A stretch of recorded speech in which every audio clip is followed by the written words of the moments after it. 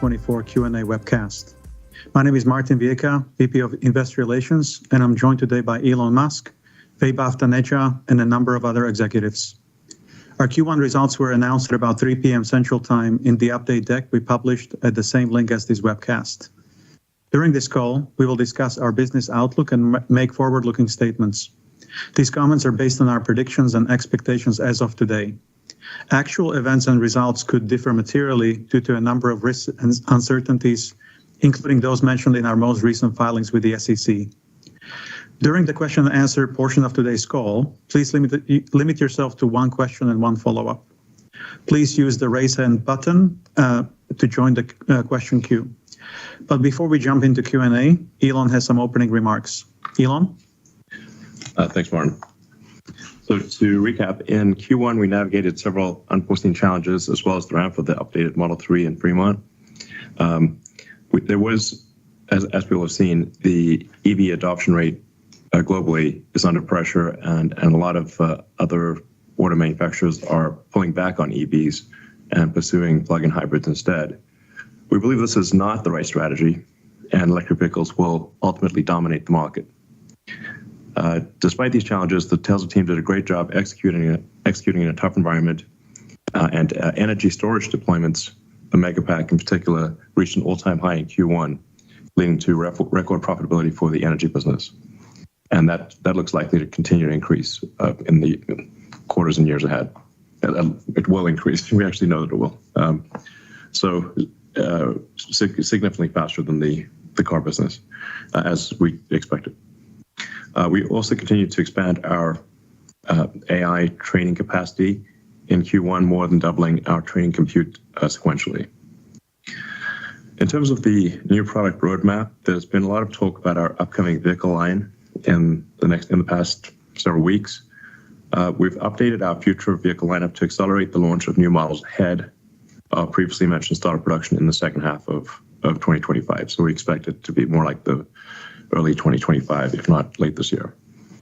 These new vehicles, including more affordable models, will use aspects of the next generation platform, as well as aspects of our current platforms, and will be able to be produced on the same manufacturing lines as our current vehicle lineup.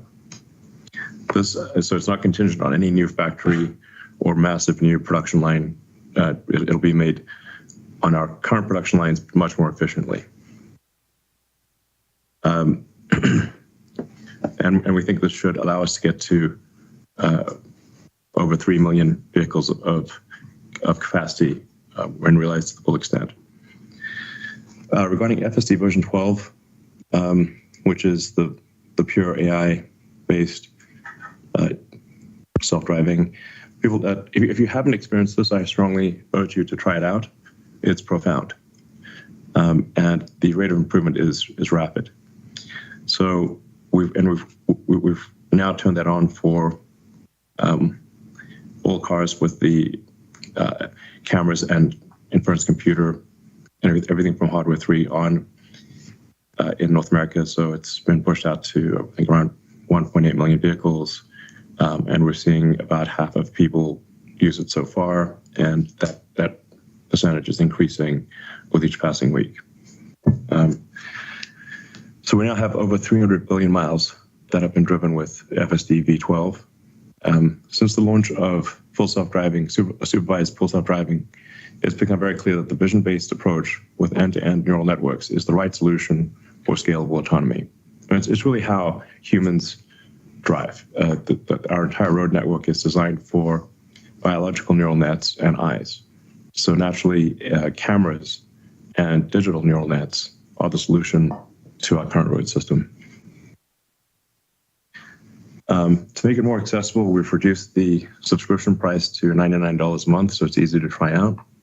And as we've announced, we'll be showcasing our purpose-built robotaxi or cybercab in August. Regarding AI compute, over the past few months, we've been actively working on expanding Tesla's core AI infrastructure. For a while there, we were training constrained in our progress. We are, at this point, no longer training constrained, and so we're making rapid progress. We've installed and commissioned, meaning they're actually working, 35,000 H100 computers, or GPUs. GPU is the wrong word. They need a new word. I always feel like a wince when I say GPU, because it's not GPU, G stands for graphics, and it doesn't do graphics. But anyway, roughly 35,000 H100s are active, and we expect that to be probably 85,000 or thereabouts by the end of this year. And training, just for training. We are making sure that we're being as efficient as possible in our training. It's not just about the number of H100s, but how efficiently they're used. So in conclusion, we're super excited about our autonomy roadmap. I think it should be obvious to anyone who's driving version 12 in a Tesla that it is only a matter of time before we exceed the reliability of humans, and not much time at that. And we're really headed for an electric vehicle, an autonomous future. And I'll go back to something I said several years ago, that in the future, gasoline cars that are not autonomous will be like riding a horse and using a flip phone. And that will become very obvious in hindsight. We continue to make the necessary investments that will drive growth and profits for Tesla in the future. And I wanted to thank the Tesla team for incredible execution during this period and look forward to everything that we have planned ahead. Thanks. Thank you very much. And Vaibhav has some comments as well. Thanks. It's important to acknowledge what Elon said. From our auto business perspective, we did see a decline in revenues quarter over quarter, and those were primarily because of seasonality, uncertain macroeconomic environment, and the other reasons which Elon had mentioned earlier. Auto margins declined from 18.9 to 18.5%, excluding the impact of Cybertruck. The impact of pricing actions was largely offset by reductions in per unit cost and the recognition of revenue from Autopark feature for certain vehicles in the US that previously did not have that functionality. Additionally, while we did experience higher costs due to the ramp of Model 3 in Fremont and disruptions in Berlin, these costs were largely offset by cost reduction initiatives. In fact, if we exclude Cybertruck and Fremont Model 3 ramp costs, the revenue from Autopark auto margins improved slightly. Currently, normalized Model Y cost per vehicle in Austin and Berlin are already very close to that of Fremont. Our ability to reduce costs without sacrificing on quality was due to the amazing efforts of the team in executing Tesla's relentless pursuit of efficiency across the business. We've also witnessed that as other OEMs are pulling back on their investments in EV, there is increasing appetite for credits, and that means a steady stream of revenue for us. Obviously, seeing others pull back from EV is not the future we want. We would prefer it the whole industry went all in. On the demand front, we have undertaken a variety of initiatives, including lowering the price of both the purchase and subscription options for FSD, launching extremely attractive leasing specials for the Model 3 in the US for $299 a month, and offering attractive financing options in certain markets. We believe that our awareness activities paired with attractive financing will go a long way in expanding our reach and driving demand for our products. Our energy business continues to make meaningful progress with margins reaching a record of 24.6%. We expect the energy storage deployments for 2024 to grow at least 75% higher from 2023. And accordingly, this business will begin contributing significantly to our overall profitability. Note that there is a bit of lumpiness in our storage deployments due to a variety of factors that are outside of our control, so deployments may fluctuate quarter over quarter. On the operating expense front, we saw a sequential increase from our AI initiatives, continued investment in future projects, marketing, and other activities. We had negative free cash flow of $2.5 billion in the first quarter. The primary driver of this was an increase in inventory from a mismatch between builds and deliveries, as discussed before, and our elevated spend on CapEx across various initiatives, including AI compute. We expect the inventory build to reverse in the second quarter and free cash flow to return to positive again. As we prepare the company for the next phase of growth, we had to make the hard but necessary decision to reduce our headcount by over 10%. The savings generated are expected to be well in excess of $1 billion on an annual run rate basis. We are also getting hyper-focused on CapEx efficiency and utilizing our installed capacity in a more efficient manner. The savings from these initiatives, including our cost reductions, will help improve our overall profitability and ultimately enable us to increase the scale of our investments in AI. In conclusion, the future is extremely bright, and the journey to get there, while challenging, will be extremely rewarding. Once again, I would like to thank the whole Tesla team for delivering great results, and we can open it up to Q&A. Thank you. Okay, let's start with investor Q&A. The first question is, what is the status of 4680? What is the current output? Lars? Sure. 4680 production increased about 18-20% from Q4, reaching greater than 1K a week for Cybertruck, which is about 7 gigawatt hours per year, as we posted on X. We expect to stay ahead of the Cybertruck ramp with the cell production throughout Q2 as we ramp the third of 4 lines in phase 1. while maintaining multiple weeks of cell inventory to make sure we're ahead of the ramp. Because we're ramping, COGS continues to drop rapidly week over week, driven by yield improvements throughout the lines and production volume increases. So our goal, and we expect to do this, is to beat supplier costs of nickel-based cells by the end of the year. Thank you. The second question is on Optimus. So what is the current status of Optimus? Are they currently performing any factory tasks? When do you expect to start mass production? We are able to do simple factory tasks, or at least I should say factory tasks in the lab. In terms of actually, we do think we will have Optimus in limited production in the factory, in the actual factory itself, doing useful tasks before the end of this year. And then I think we may be able to sell it externally by the end of next year. These are just guesses.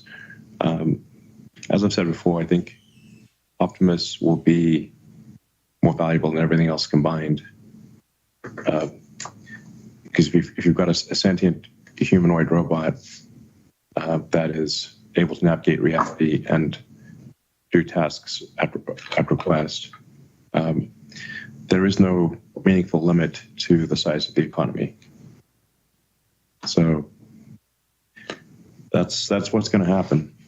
And I think Tesla is best positioned of any humanoid robot maker to be able to reach volume production with efficient inference on the robot itself. This perhaps is a point that is worth emphasizing. Tesla's AI inference efficiency is vastly better than any other company. No, there's no company even close to the inference efficiency of Tesla. We've had to do that because we were constrained by the inference hardware in the car. We didn't have a choice. But that will pay dividends in many ways. Thank you. The third question is, what is Tesla's current assessment of the pathway towards regulatory approval for unsupervised FSD in the US? And how should we think about the appropriate safety threshold compared to human drivers? Sure, I can start. There are a handful of states that already have adopted autonomous vehicle laws. These states are paving the way for operations, while the data for such operations guides a broader adoption of driverless vehicles. I think Ashok can talk a little bit about our safety methodology, but we expect that these states and the work ongoing, as well as the data that we're providing, will pave the way for a broad-based regulatory approval in the US at least, and then other countries as well. Yeah. It's actually been pretty helpful that other autonomous car companies have been cutting a path through the regulatory jungle. That's actually quite helpful. And they have obviously been operating in San Francisco for a while. I think they got approval for City of LA. So these approvals are happening rapidly. I think if you've got at scale a statistically significant amount of data that shows conclusively that the autonomous car has, let's say, half the accident rate of a human-driven car, I think that's difficult to ignore, because at that point, stopping autonomy means killing people. So I actually do not think that there will be significant regulatory barriers, provided there is conclusive data that the autonomous car is safer than a human-driven car. And in my view, this will be much like elevators. Elevators used to be operated by a guy with a relay switch, but sometimes that guy would get tired or drunk or just make a mistake and shear somebody in half between floors. So now we just get in an elevator and press a button. We don't think about it. In fact, it's kind of weird if somebody's standing there with a relay switch. That'll be how cars work. You just summon a car using your phone. You get in, it takes you to a destination, you get out. You don't even think about it. You don't even think about it. Just like an elevator. It takes you to your floor. That's it. Don't think about how the elevator is working or anything like that.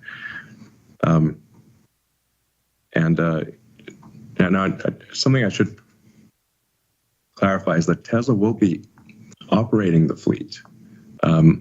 So you can think of like how Tesla, think of Tesla like, I don't know, some combination of Airbnb and Uber, meaning that, there'll be some number of cars that Tesla owns itself and operates in the fleet. There'll be some number of cars, and then there'll be a bunch of cars where they're owned by the end user, but that end user can add or subtract their car to the fleet whenever they want. And they can decide if they want to only let the car be used by friends and family, or only by 5-star users, or by anyone. At any time, they could have the car come back to them and be exclusively theirs, like an Airbnb. You could rent out your guest room or not anytime you want. As our fleet grows, we have 7 million cars, 9 million cars, eventually tens of millions of cars worldwide. With a constant feedback loop, every time something goes wrong, that gets added to the training data, and you get this training flywheel happening in the same way that Google search has the sort of flywheel. It's very difficult to compete with Google because people are constantly doing searches and clicking, and Google's getting that feedback loop.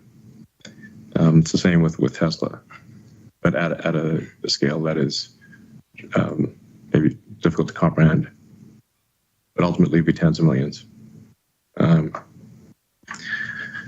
I think there's also some potential here for an AWS element down the road, where if we've got very powerful inference, because we've got a hardware 3 in the cars, but now all cars are being made with hardware 4. Hardware 5 is pretty much designed and should be in cars hopefully towards the end of next year. And there's a potential to have to run, when the car is not moving, to actually run distributed inference. So kind of like AWS, but distributed inference. Like, it takes a lot of computers to train an AI model, but many orders of magnitude less compute to run it. So if you can imagine a future perhaps where there's a fleet of 100 million Teslas, and on average they've got like maybe a kilowatt of inference compute, that's 100 gigawatts of inference compute distributed all around the world. It's pretty hard to put together 100 gigawatts of AI compute.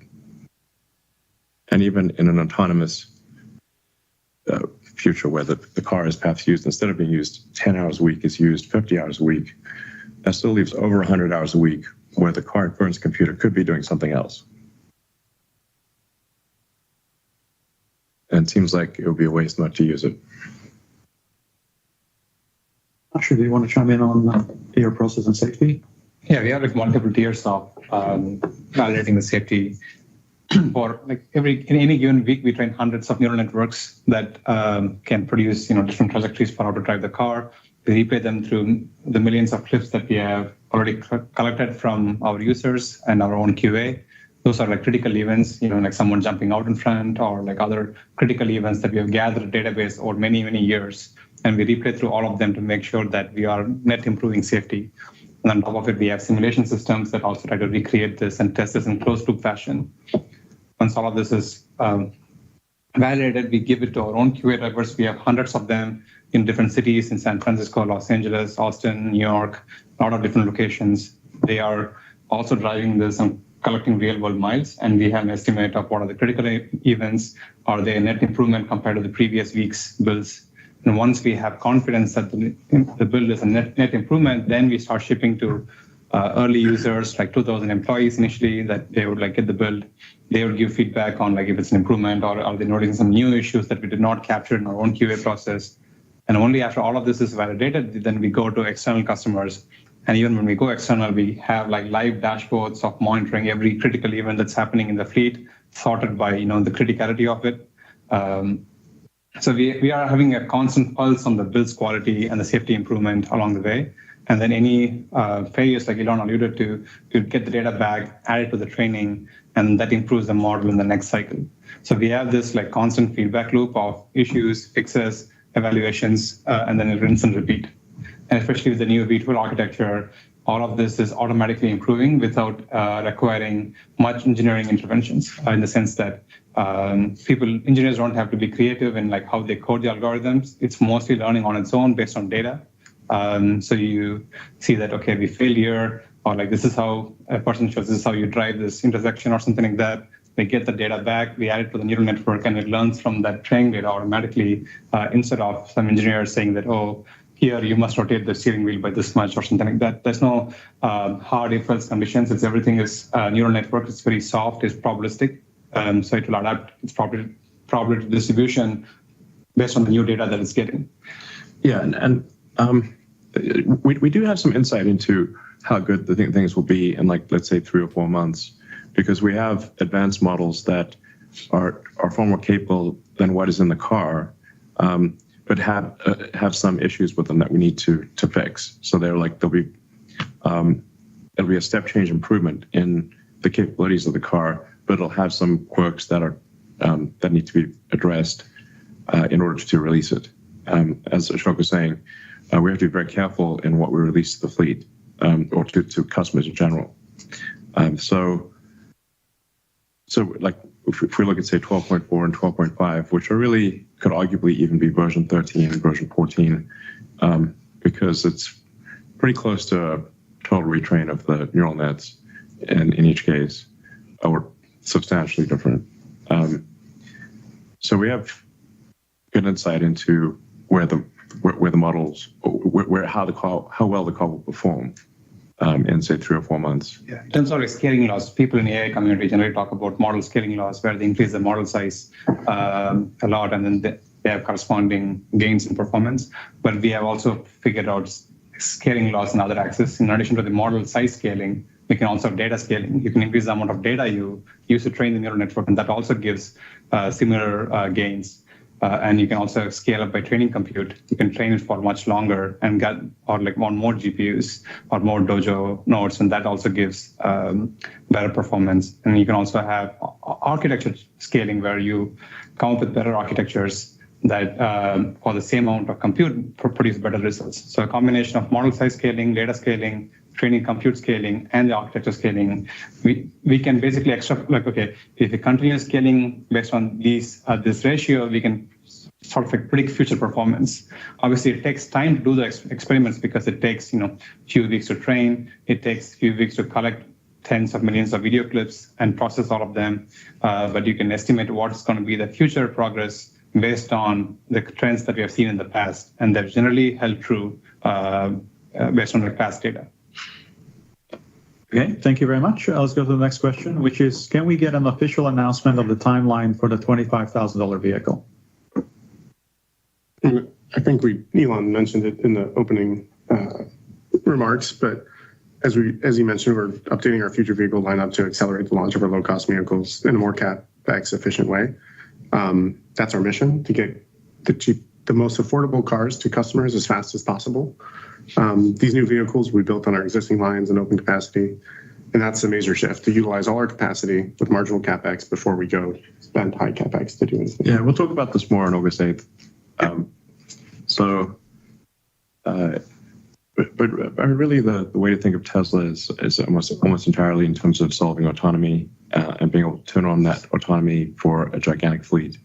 And I think it might be the biggest asset value appreciation in history when that day happens, when you can do unsupervised full self-driving. 5 million cars. Yeah. Well, a little less. Well, Some of those have it'll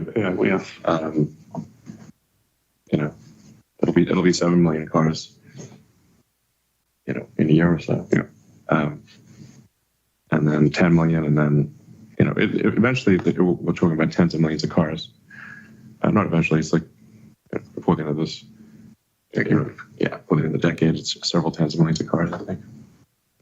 Thank you. The next question is, what is the progress of Cybertruck ramp?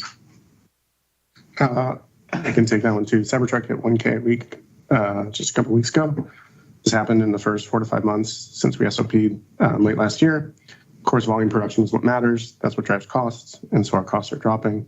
But the ramp still faces like a lot of challenges with so many new technologies, some supplier limitations, et cetera, and we'll continue to ramp this year, just focusing on cost efficiency and quality. Okay, thank you. The next question, have any of the legacy automakers contacted Tesla about possibly licensing FSD in the future? We're in conversations with one major automaker regarding licensing FSD. Thank you.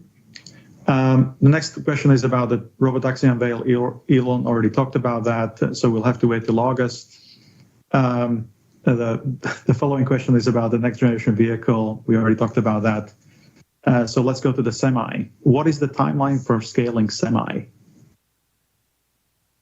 I think Sure. So we're finalizing the engineering of the Semi to enable like a super cost-effective, high-volume production with our learnings from our fleet and our pilot fleet and Pepsi's fleet, which we're expanding this year marginally. In parallel, as we showed in the shareholders deck, we have started construction on the factory in Reno. Our first vehicles are planned for late 2025 with external customers starting in 2026. Okay, couple more questions. So our favorite, can we make FSD transfer permanent until FSD is fully delivered with level 5 autonomy? No. Okay, next question. What is gating the production ramp at Lathrop? Where do you see the Megapack run rate at the end of the year? Mike? Yeah, Lathrop is ramping as planned. We have our second GA line allowing us to increase our exit rate from 20 gigawatt hours per year to, at the start of this year, to 40 gigawatt hours per year by the end of the year. That line's commissioned. There's really nothing limiting the ramp. It's given the longer sales cycles for these large projects, we typically have order visibility 12 to 24 months prior to ship dates. So we're able to plan the build plan several quarters in advance. So this allows us to ramp the factory to align with the business and order growth. Lastly, we'd like to thank our customers globally for their trust in Tesla as a partner for these incredible projects. Okay, thank you very much. Let's go to analyst questions. The first question comes from Tony Sacconaghi from Bernstein. Tony, please go ahead and unmute. Thank you for taking the question.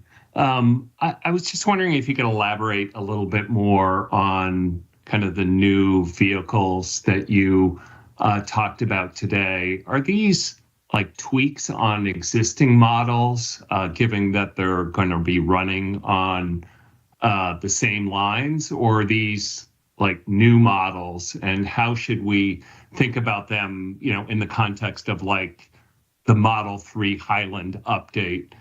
What will these models be like relative to that? And given the quick time frame, Model 3 Highland has required a lot of work and a lot of retooling. Maybe you can help put that all in context. Thank you. And I have a follow-up, please. I think we've said all we will on that front. So what's your follow-up? It's a more personal one for you, Elon, which is that you're leading many important companies right now. Maybe you can just talk about where your heart is at in terms of your interests, and do you expect to lessen your involvement with Tesla at any point over the next 3 years? Well, Tesla constitutes the majority of my work time, and I work pretty much every day of the week. It's rare for me to take a Sunday afternoon off. So I'm going to make sure Tesla is very prosperous. And I think it is prosperous, and it will be very much so in the future. Okay, thank you. Let's go to Adam Jonas from Morgan Stanley. Adam, please go ahead and unmute. Okay, great. Hey, Elon. So you and your team on volume expect a 2024 growth rate notably lower than that achieved in 2023. But what's your team's degree of confidence on growth above 0%? Or in other words, does that statement leave room for potentially lower sales year on year? No, I think we'll have higher sales this year than last year. Okay. My follow-up, Elon, on future product. If you had nailed execution, assuming that you nail execution on your next gen, cheaper vehicles, more aggressive giga castings, I don't want to say one piece, but getting closer to one piece, structural pack, unboxed, 300-mile range, $25,000 price point. Putting aside robotaxi, those features unique to you, how long would it take your best Chinese competitors to copy a cheaper and better vehicle that you could offer a couple of years from now? How long would it take your best Chinese competitors to copy that? Thanks. I mean, I don't know what our competitors could do, except we've done relatively better than they have. If you look at the drop in our competitors in China sales versus our drop in sales, our drop is less than theirs. So we're doing well. But I think Kathy Wood said it best. Like, really, we should be thought of as an AI robotics company. If you value Tesla as just like an auto company, you would just have to fundamentally. It's just the wrong framework, and it will come to. If you ask the wrong question, then the right answer is impossible.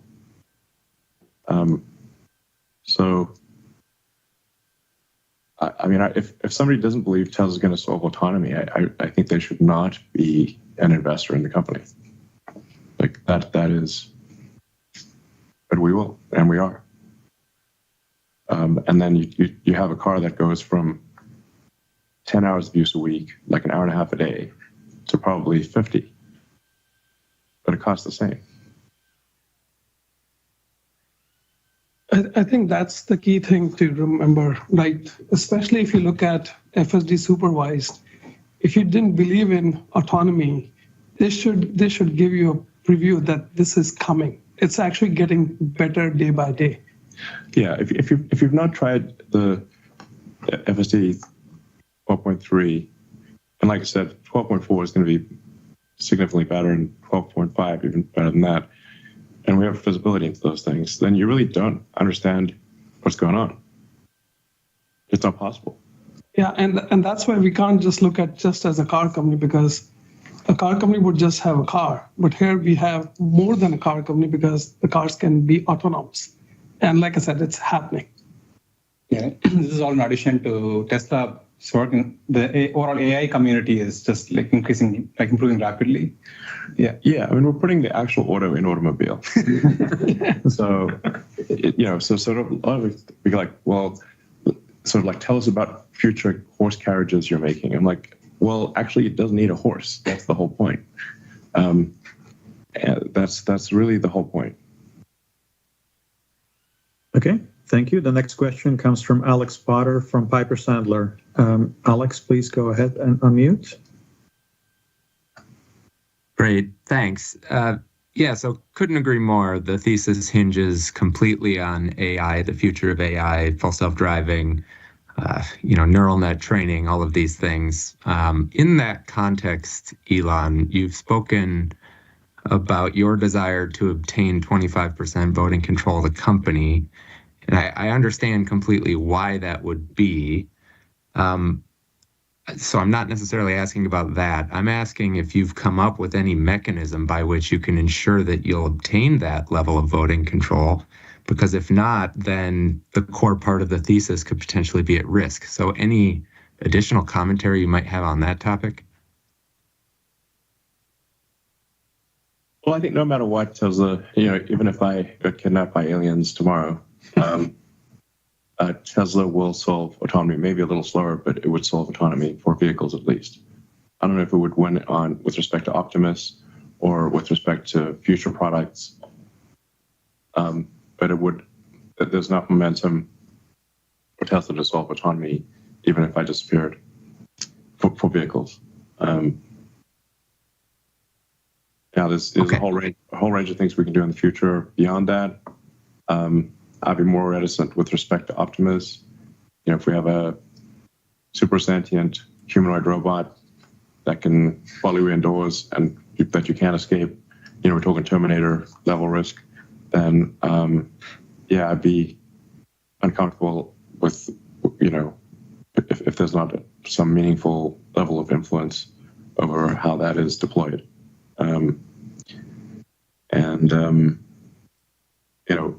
If there's, shareholders have an opportunity to ratify or re-ratify the sort of compensation. I guess I can't say that. Whatever, but that is a fact. They have an opportunity. Okay. Very good.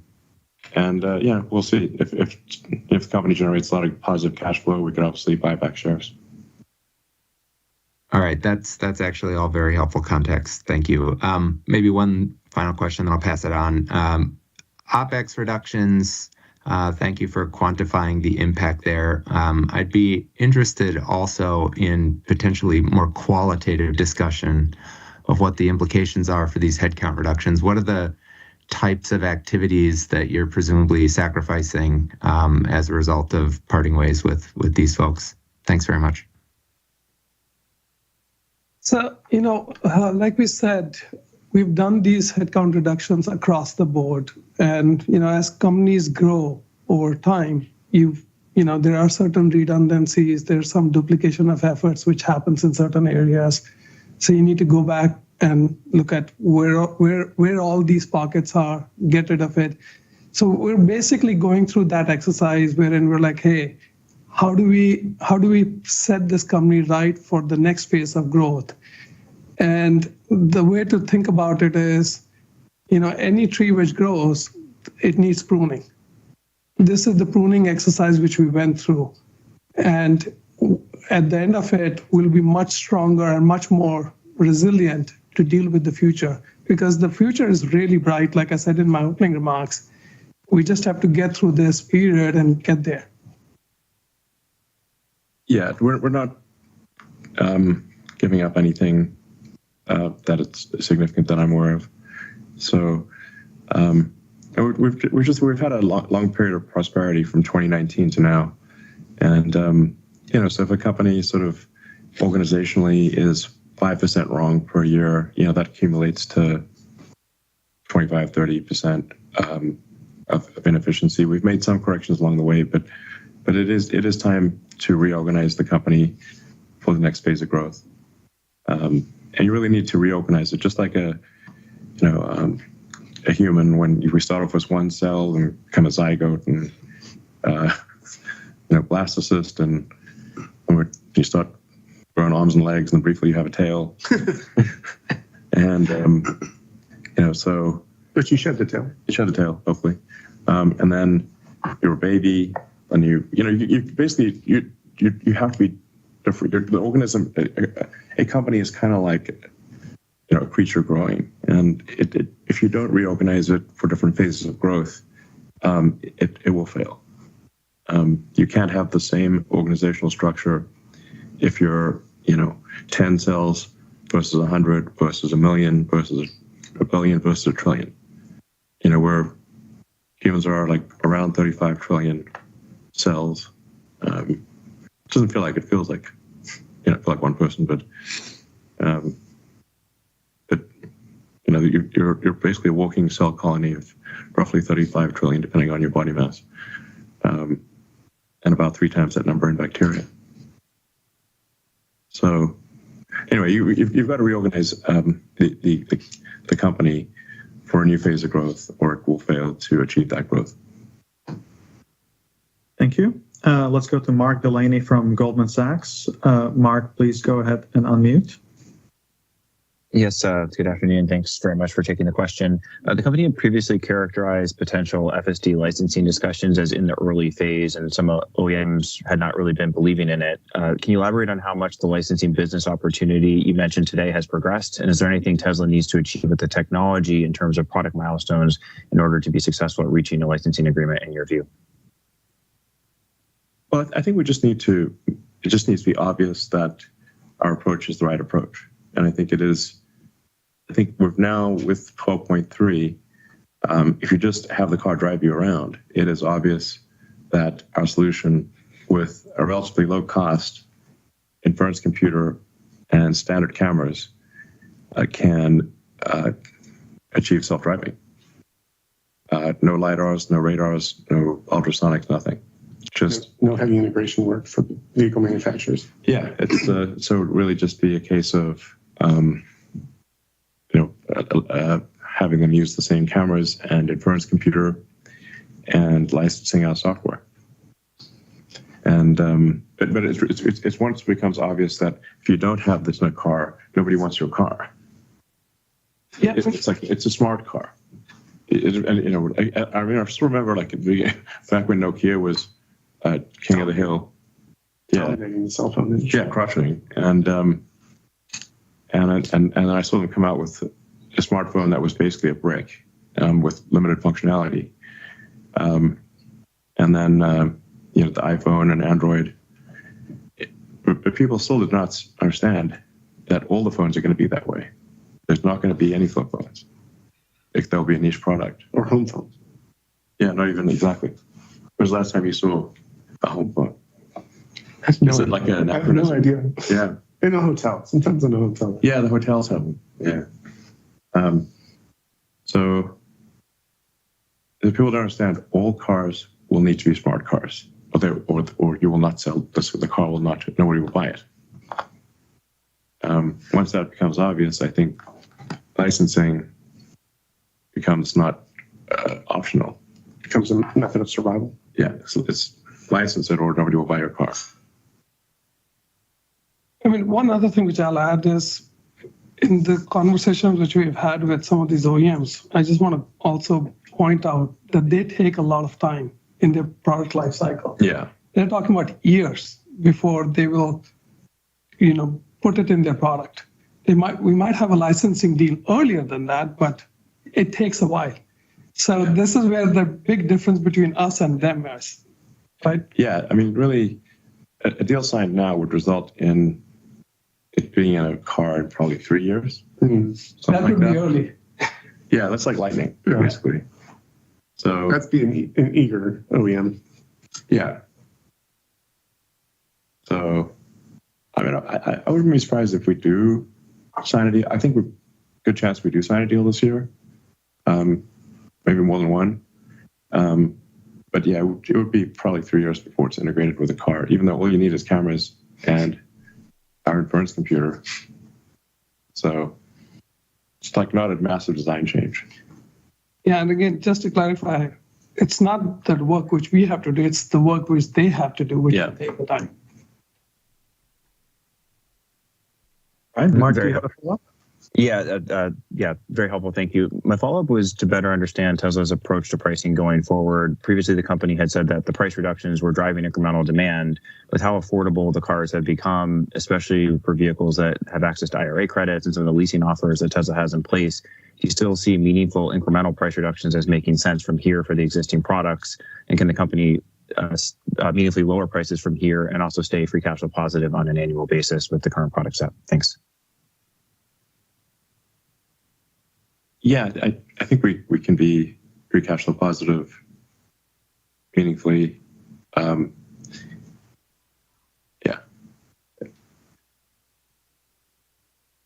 I think Vaibhav said it in his opening remarks, like our cost down efforts, we basically were offsetting the price cuts. That's what I was going to say. Goal. Like we're trying to give it back to the customers. Yeah, I mean, at the end of the day, like for any given company, if you sell a great product at a great price, if you have a great product at a great price, the sales will be excellent. Mm-hmm. That's true of any arena. So over time, we do need to keep making sure that that it's a great product at a great price, and moreover, that price is accessible to people. So it's not, you have to solve both the value for money and the fundamental affordability question. The fundamental affordability question is sometimes overlooked. If somebody's earning several $100,000 a year, they don't think of a car from a fundamental affordability standpoint. But for the vast majority of people are living paycheck to paycheck. So it actually makes difference if the cost per month for lease or financing is $10 one way or the other. So it is important to keep improving the affordability and to keep, it's just like making the price More accessible. Yeah, exactly. Make the price more accessible, the value for money better, and to keep improving that over time. But also to make kick-ass cars that people want to buy. Yeah, it's got to be a great product at a great price, and the standards for what constitutes a great product at a great price keep increasing. So there's like you can't just be static. You have to keep making the car better, improving the price of it, improving the cost of production, and that's what we're doing. Yeah, and in fact, like I said in my opening remarks also, like the updated Model 3 is a fantastic car. I don't think people fully even understand the amount of engineering effort which has gone, and Lars and team have actually put out videos explaining how much the car is different. I mean, it looks and feels different. Not only it looks and feels different, we've added so much value to it, but you can lease it for like as low as $299 a month. Yeah. Without gas. Yeah. All right. The next question comes from George from Canaccord. George, please go and unmute. Hi. Thank you for taking my question. First, could you please help us understand maybe some of the timing of launching FSD in additional geographies, including maybe clarifying your recent comment about China? Thank you. I mean, like new markets, yeah, there are a bunch of markets where we don't currently sell cars that we should be selling cars in. We'll see some acceleration of that. And FSD in new markets? Yeah, so the thing about the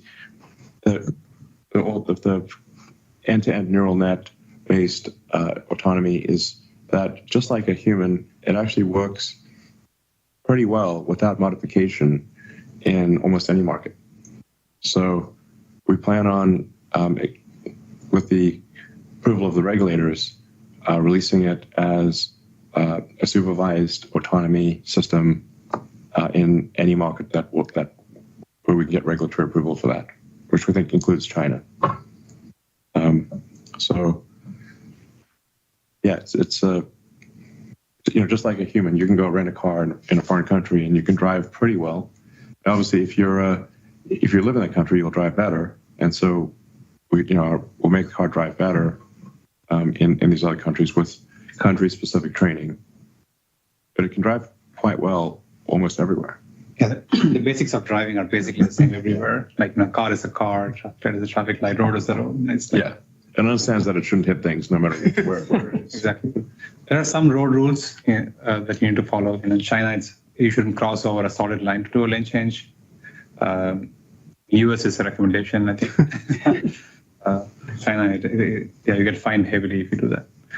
We have to do some adaptations, but it's mostly smaller adaptations, not like an entire change of stack or something like that.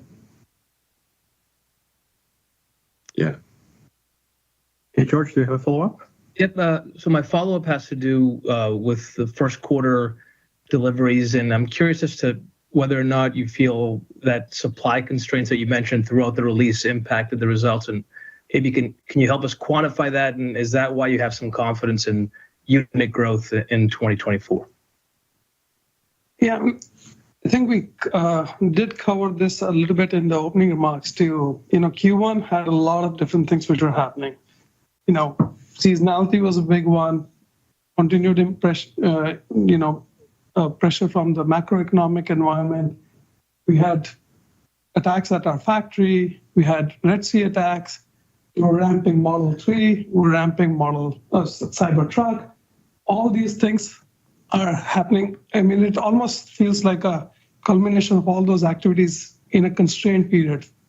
And that gives us that confidence that, hey, we don't expect these things to recur. Yeah, we think Q2 will be a lot better. Yeah. It's just one thing after another. Yeah. Our attacks are crazy. Yeah, exactly. It's just, if you've got cars that are sitting on ships, they obviously cannot be delivered to people. And if you've got, excess demand for Model 3 or Model Y in one market, but you don't have it there, it's an extremely complex logistics situation. So, and I'd say also we did overcomplicate the sales process, which we've just in the past week or so have greatly simplified. So it became far too complex to buy a Tesla, whereas it should just be you can buy the car in under a minute. So we're getting back to the you can buy a Tesla in under a minute interface from what was quite complex. Okay, thank you. Let's go to Colin Rush from Oppenheimer. Colin, go ahead and unmute, please. Thanks so much, guys. Given the pursuit of Tesla really as a leader in AI for the physical world, and your comments around distributed inference, can you talk about what that approach is unlocking beyond what's happening in the vehicle right now?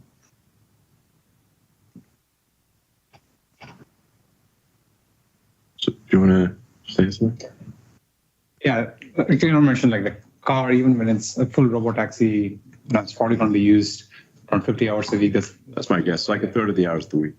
Yeah, it could be more or less, but then there's certainly going to be some hours left for charging and cleaning and maintenance. In that world, it can do a lot of other workloads.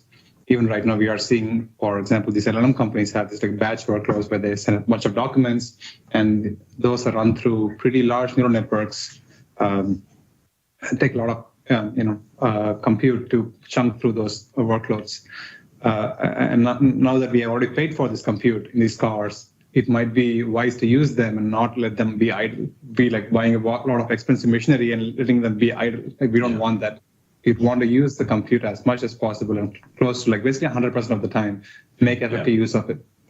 That's why I think it's analogous to Amazon Web Services, where people didn't expect that AWS would be the most valuable part of Amazon when it started out as a bookstore. So that was on nobody's radar.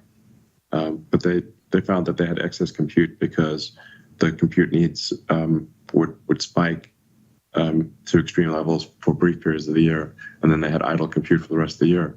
So then what should they do with all that excess compute for the rest of the year?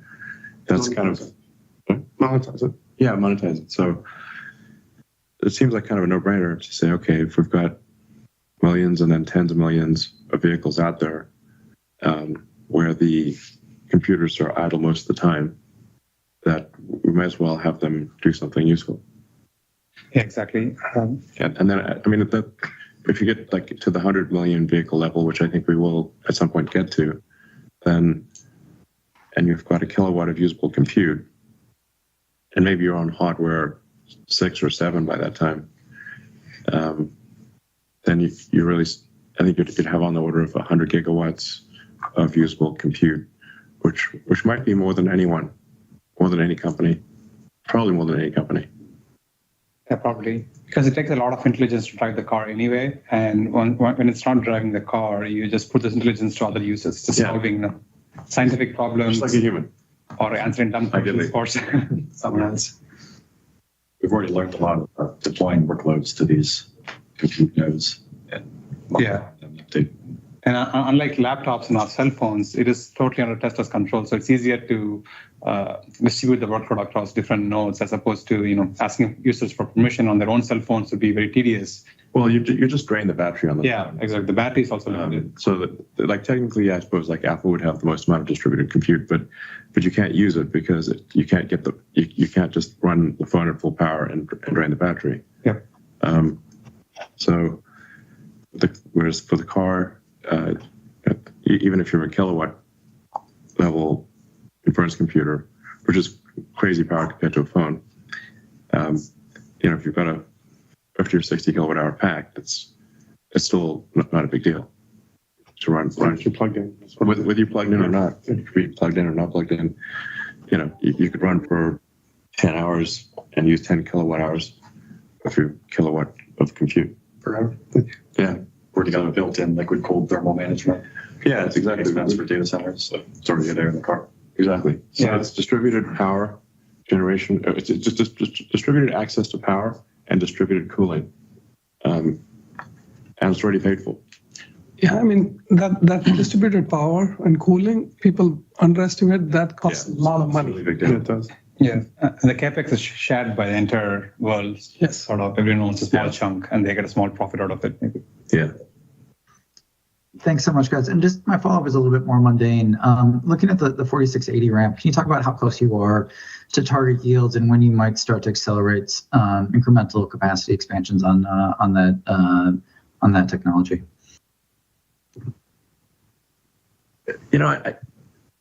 We're making good progress on that, but I don't think it's super important for at least the near term. As Lars said, we think it'll be, exceed the competitiveness of suppliers by the end of this year, and then we'll continue to improve it.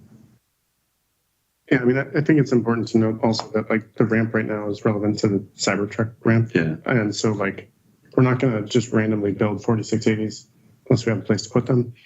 And so we're going to, make sure we're prudent about that. But we also have a lot of investments with all our cell suppliers and vendors. They're great partners, and they, done great development work with us. And a lot of the advancements in technology and chemistry we found in 4680, they're also putting into their cells. Yeah, I mean, a big part of the 4680, Tesla doing internal cells was a hedge against what would happen with our suppliers. Because for a while there, it was very difficult because every big car maker put in massive battery orders. And so the price per kilowatt hour of lithium-ion batteries went to crazy numbers, to crazy levels. Bonkers. Yeah, just bonkers. So okay, we've got to have some hedge here to deal with, cost per kilowatt hours numbers that were double what we anticipated. If we have an internal cell production, then we have that hedge against demand shocks, with too much demand. That's really the way to think about it. It's not like we want to take on a whole bunch of problems that just for the hell of it.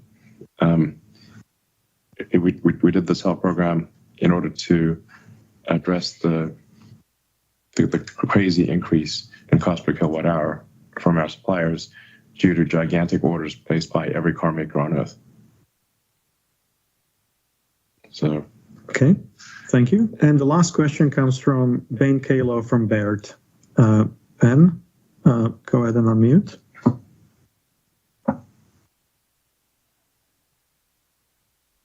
And you're still muted.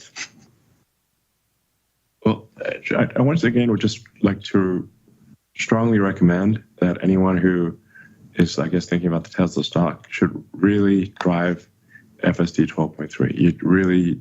You can't, it is impossible to understand the company if you do not do this. All right, so since Ben is not unmuting, let's try Shreyas Patel from Wolfe Research. Final question. Oh, hey, thanks so much. Elon, during the Investor Day last year, you mentioned that auto COGS per unit for the next-gen vehicle would decline by 50% versus the current 3 and Y. I think that was implying something around $20,000 of COGS. About a third of that was coming from the unboxed manufacturing process. But I'm curious if you see an opportunity that some of the other drivers around powertrain cost reduction or material cost savings, would those be largely transferable to some of the new products that you're now talking about introducing? Yeah, sure. I mean, in short, yes. I mean, the unboxed manufacturing method is certainly great and revolutionary, but with it comes some risk because, it's new production lines, not. But all the subsystems we developed, whether it was powertrains, drive units, battery improvements in manufacturing and automation, thermal systems, seating, integration of interior components, and reduction of LV controllers, all that's transferable, and that's what we're doing. Trying to get it into our products as fast as possible. And so that engineering work, we're not trying to just throw it away and put it, in a coffin. We're going to take it and utilize it to the best advantage of the cars we make and the future cars we make. Okay, great. And then just on that topic of 4680 cells, I know you mentioned it. You really thought of it more as like a hedge against rising battery costs from other OEMs, but it seems even today it seems like you would have a cost advantage against some of those other automakers. And I'm wondering, given the rationalizing of your vehicle manufacturing plans that you're talking about now, if there's an opportunity to maybe convert the 4680 cells and maybe sell those to other automakers and really generate an additional revenue stream. I'm just curious if you have any thoughts about that. Right. What seems to be happening is that unless I'm missing something, the orders for batteries from other automakers have declined dramatically. So we're seeing much more competitive prices for cells from our suppliers, dramatically more competitive than in the past. It is clear that a lot of our suppliers have excess capacity. Yeah. In addition to what Elon said, this is Karan, by the way. In addition to what Elon said about 4680s, what 4680 did for us from a supply chain perspective was help us understand the supply chain that's upstream of our cell suppliers.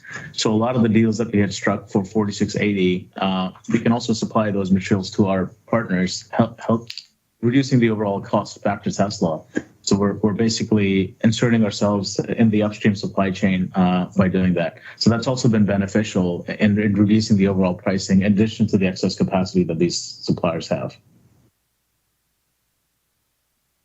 Yeah, now, I mean, this is going to wax and wane, obviously. So, there's going to be a boom and bust in battery cell production, where production exceeds supply, and then supply exceeds production and back and forth, kind of like, I don't know, DRAM or something. So it's like what is true today will not be true in the future. There's going to be somewhat of a boom and bust cycle here.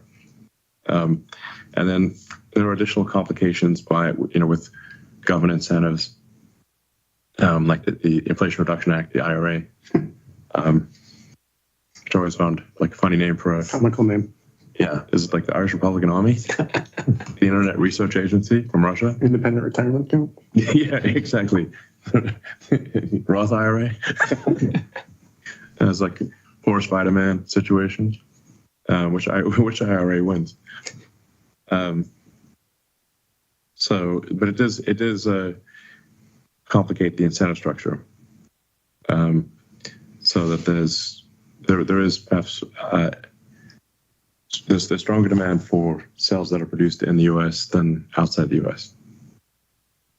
But then how long does the IRA last? I don't know.